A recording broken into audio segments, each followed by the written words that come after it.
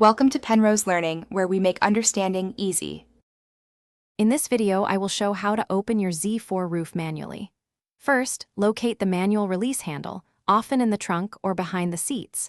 Pull this handle to disengage the hydraulic system. Next, move to the front and unlatch the two roof clamps above the windshield. With latches released, gently lift the front edge of the roof. Then, carefully guide it back into its storage compartment. Ensure it seats properly for safe driving. Once the roof is unlatched, gently push it backward. Pay close attention to the rear window section, ensuring it folds neatly without creasing. Guide the roof into its designated storage area behind the seats. Apply gentle, even pressure to fully seat the roof. Listen for any clicks or feel for resistance, indicating it's properly stowed.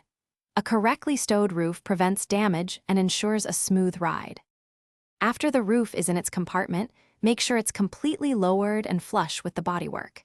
This prevents wind noise and potential damage while driving.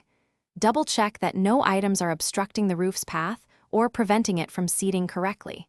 Before driving, ensure the manual release handle is returned to its original position. Always drive cautiously, especially at higher speeds when the roof is manually stowed. If you encounter difficulty, check for any debris or obstructions in the roof's path.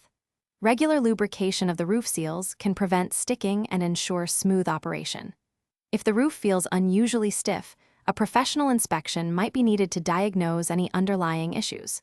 For an easier clean, check out the Shark AI Ultra Robot Vacuum. It offers voice control and self-emptying features, perfect for pet owners. You can find a link to this and other great deals in the description below. Keeping your Z4 roof well-maintained ensures its longevity.